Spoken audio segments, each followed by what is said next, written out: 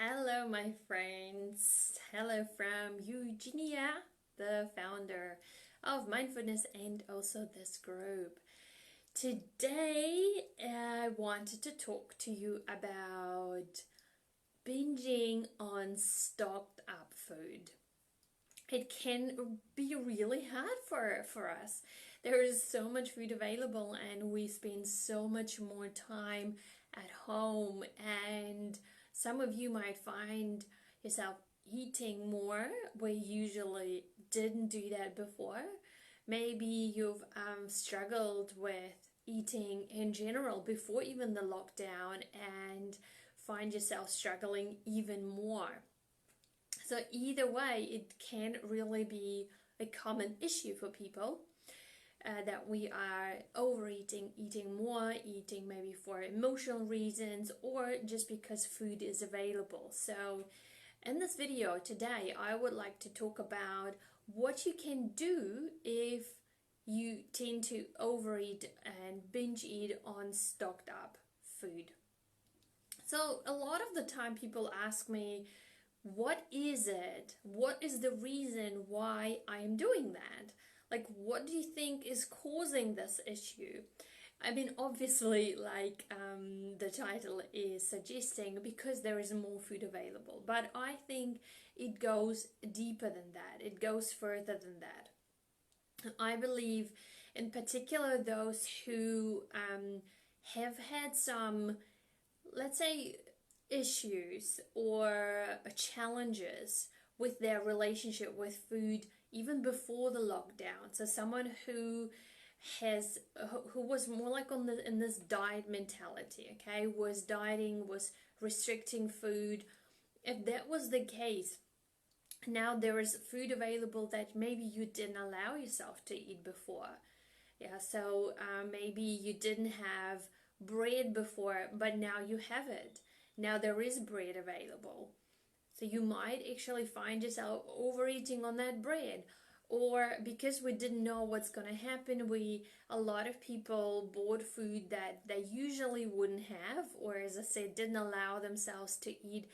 Maybe there is things like muesli bars, maybe there is cereal, there is flour, so you bake more. So maybe there are foods that you didn't have before the lockdown. Now it's there. Now you need to think about what's happening. If we think about psychology of our brain and our human psychology, how we respond to something that we are not allowed to have.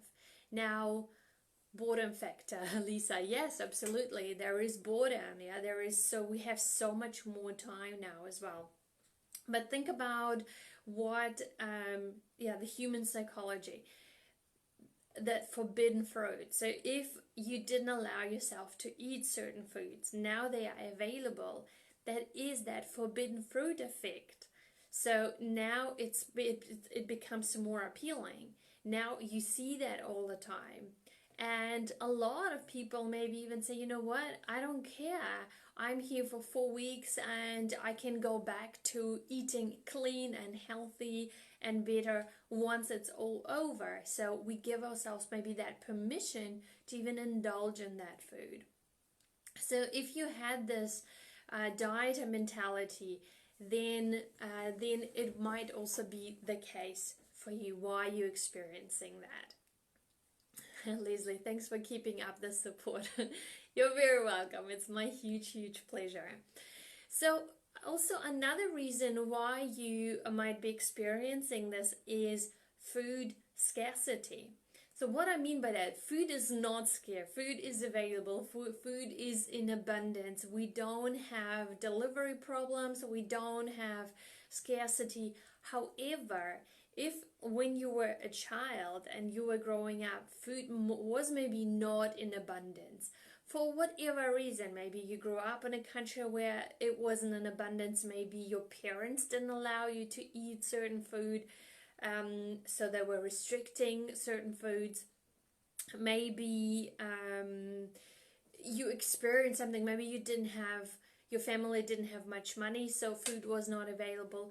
So a lot of the time my clients tell me that there was some sort of scarcity when they were growing up. So let's say if the mom had personal issues when it, like body image issues or weight issues, or she struggled with her weight, they sometimes, what parents do is they project that their own fear on their children. So they start controlling their children's diet and also their children's weight, even if a lot of the time I see that there was actually no issue whatsoever, but it was mom's fear, therefore she was projecting that on her children and was controlling that side. So sometimes when we can't control ourselves, we start controlling other areas of our life, and that can be children, it can be food of other people in the family. If that is the case, if there was some sort of scarcity in the past, now there was more like anticipated scarcity, right? That's why there was a lot of panic buying as well. A lot of people bought food, toilet paper, so basically things they bought it because they thought there will be scarcity. So it's that anticipated scarcity. And if we, again, going back to psychology, if we believe something will be not available to us, it becomes more appealing. We want that, so we want even more of it. So your brain will even think, if I'm not allowed to have certain things, that's why diets, for example, work in the same manner. If you know you're going to go on a diet, you will be binge eating and overeating on the food before you're going to go on the diet. So if you know you're going to go on a diet, let's say in the new year, the time between Christmas and New Year's, that's a time when you will be eating a lot more than usual.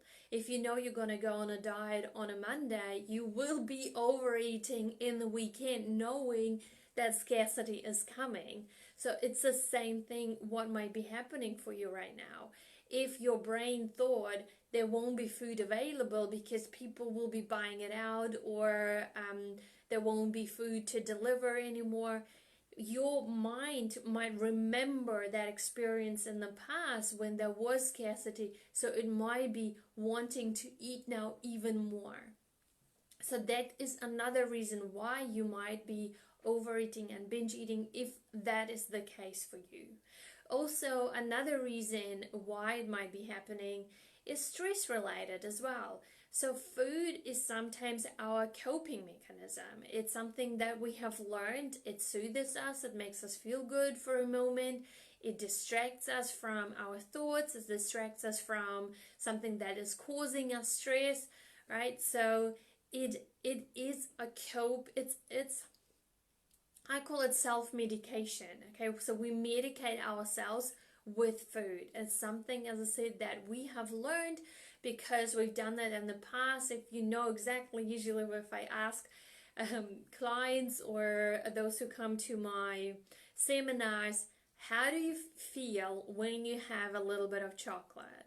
And a lot of people say, oh, I just feel good, I feel relaxed.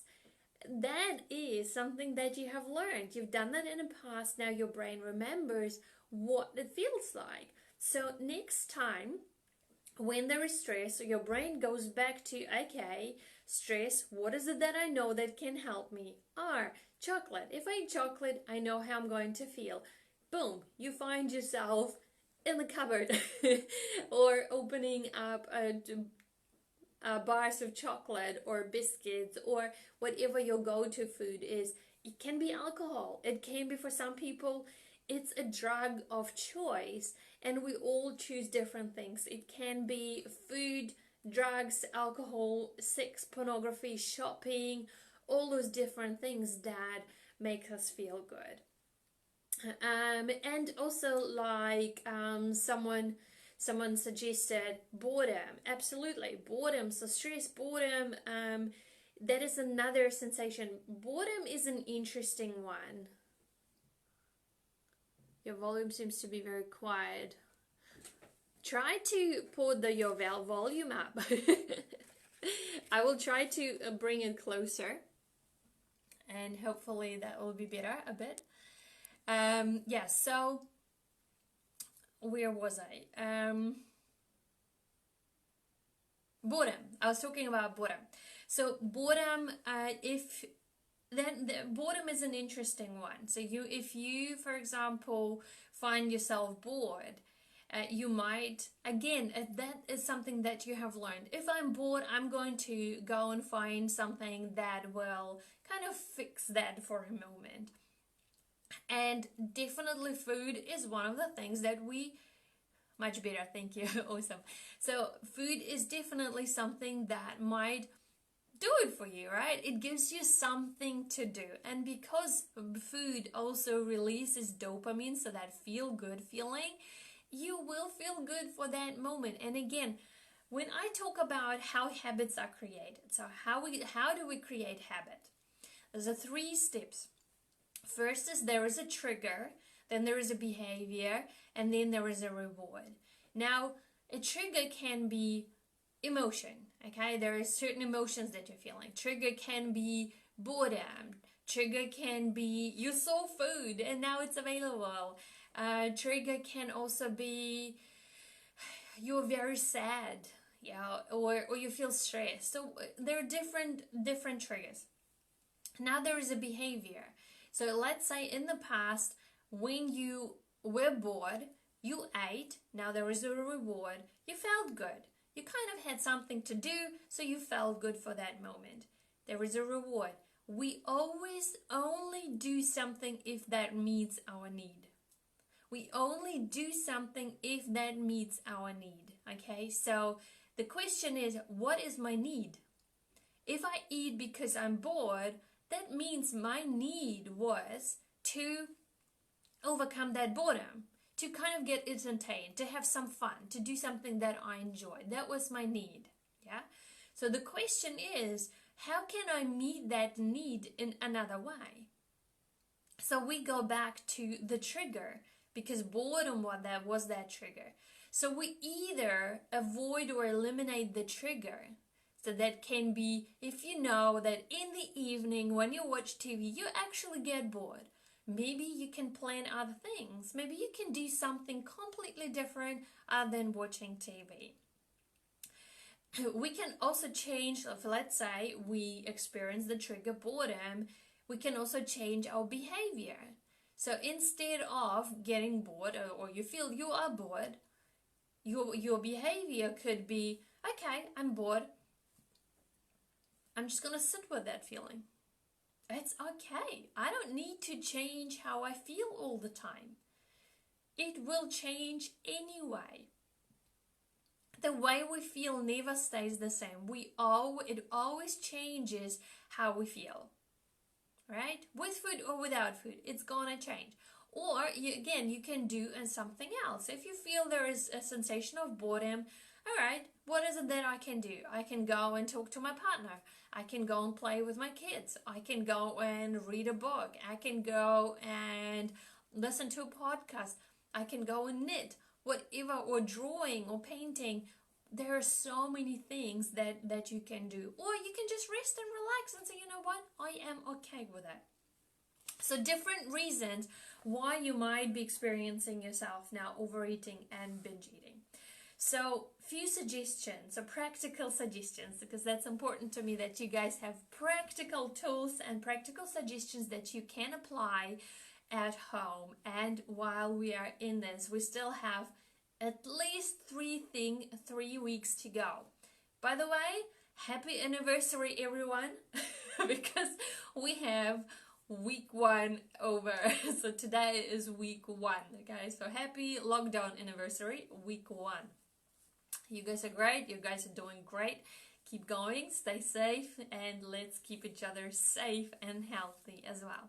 So guys, my suggestion is, first of all, if you have a lot of food at home, try, if it's possible for you, maybe you can put that food somewhere else where it's not constantly in your eyesight. If you have like a garage or like a shed, is there food that you can put there? So it would require you have a physical distance, you kind of would need to go there, because a lot of the time, so those who gone through my Solve the Overeating Puzzle, either seminar or my events, know about the triggers, because one of the triggers is sensory trigger, so which is a vision. So if I see food, I become hungry for it, or I find that myself to have appetite for that food. Where before that you weren't even thinking about that food, right? So it's a sensory trigger, vision. You can see that food. That's why my suggestion is, if you can place it somewhere where you don't see it all the time. Now, but in our kitchen, we have cupboards that go really, really high up to the ceiling. I'm not that tall, so my partner and I, we put some certain foods, like let's say nuts, if we have some nuts, or I did buy some chocolate. So it's a food that I don't want to be constantly triggered. I have it at home. I feel fine about it, but I know if I constantly see it, I eat mindlessly on that food, even though I'm not really hungry for it. It's just my hand reaches out and I think, well, it's not really necessary. I don't really need it. So therefore, I put it up high. I know if I really want it, I will go and get it. But I don't want to eat it mindlessly just because I see it. So if it's possible for you, put it somewhere where you don't constantly see it. Not in the cupboard that where you always open it at like several times a day. Okay, so food put out of sight, out of mind type of thing. Also, if you eat because there is stress, God bless, I got a message today from someone who said that they are separating after this lockdown and they're looking for a new place to live. I know that it actually can be really hard this time for some people to be in a very close proximity with their partner, if maybe they already struggled with some things, or with their children, or for some people they are completely alone at home. So there could be some sort of stress going on for you, okay? For some, they feel very uncomfortable not knowing what's going to happen. Some people say, we don't know how long we're going to be in the lockdown. So there might be some sort of uncertainty going on for you, or some sort of stress for you. My suggestion is that you look for other ways to soothe yourself, to manage your stress. And there are a lot of great tools. Obviously, walking, get outside. I mean, we are so blessed that we're still allowed to go outside and go for a walk. There are countries that allowed, only like France, to go out for only 20 meters. Okay, we are still very, very blessed. Therefore, try to go outside, walk. We've had amazing weather, like the sun been shining, so get that vitamin D. It really helps with your mood as well. So do that. Every morning I do 5 minutes meditation where I think about things that I'm grateful for. I listen to some meditation to kind of just make me feel good. So all these things that you can do: mindfulness meditation, you can do yoga, restorative yoga classes. By the way, next restorative class that I'm teaching, Body Love Yoga classes, is on Sunday. So just in case you want to join, these are really good classes, restorative, gentle classes for you to relax. What also helps is to journal, like really either talk to someone, talk it out. You're welcome to contact me. I offer also just one-off consultation, one-off sessions, just to have that conversation to help you personally and individually, to talk out what might be helpful for you. But otherwise, you can talk to a friend, connect with people, stay connected. Really stay connected with people also outside of your bubble, with your friends, with your family. We have this amazing technology that we can use. So yeah, either talk it out or write it out. So really do a journal, write it out, so you really can connect and know what is actually really going on for you. Otherwise, we're just very easy to distract ourselves and numb ourselves and not really knowing what's actually happening. So you might find yourself, again, like overeating, but that is just shows you that something is going on, but you're not dealing with that, okay? And food just comes in to kind of sort the issue out on a superficial level, instead of going deep and going into what's actually happening, all right? Also, do something, like really plan some activities at home. As I said, the walking or movement, plan some activities. So keep your schedule. My suggestion is keep your routine, keep your schedule, have something to look forward to, have something to do, have some sort of projects. And I was talking to a client of mine yesterday, and I really explained it. I am not meaning you need to start these amazing projects and have always something to do. No, you can also rest. You can just sit there and think, or journal, or paint, or just watch Netflix. But just be aware and be mindful about what you're doing and why you're doing it. And it can also be a really planned activity to just watch a movie. So have something to do, have something to focus on. And my next tip is, and that's what I found is really helping everyone who is doing really well in these. So I've been fortunate to speak to quite a few clients in last week, and everyone who is doing really great is saying this. And this is really my tip, guys. Routine. Keep your routine. Okay, get up, go to bed at the same time. Eat at certain times of the day. So have your breakfast, lunch, dinner, 2 snacks in between. Don't leave between longer than 3 or 4 hours between the meals. So keep that routine. That will help you with eating. You don't need to snack in between those meals, because if you eat every 3rd, 4th hour, you do not need more than that. Okay, so stay away from those snacks and only have those snack foods when it's mealtime or when it's snack time, but not in between. So that should help you guys. Otherwise, stay compassionate with yourself. Really stay compassionate with yourself. This is an extreme time, extreme situation. Nobody has dealt with it before.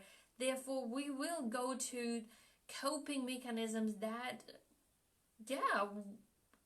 we go to because we haven't dealt with them before. We are still learning what to do and how to do that. So be just gentle, be kind to yourself, and be compassionate with yourself. And know we're gonna get through this, so it's gonna get better. And just do your best. That's all you can do. Okay, Lisa, thanks. I have a work meeting to go to, but that was really useful. Thanks heaps. Much pleasure. Thank you, Lisa, for joining. Thank you for watching. Thank you guys for joining Bite Size Lunch Break on a Thursday, every Thursday at 12:30, or almost every Thursday. Yes, so let me know, guys, what you found helpful. Leave it in the comments. What did you find helpful? What do you feel like you could do and you're going to do? And otherwise, give me a heart, give me a thumb. Makes me happy. And stay healthy, stay safe, and stay at home. Much love. Bye.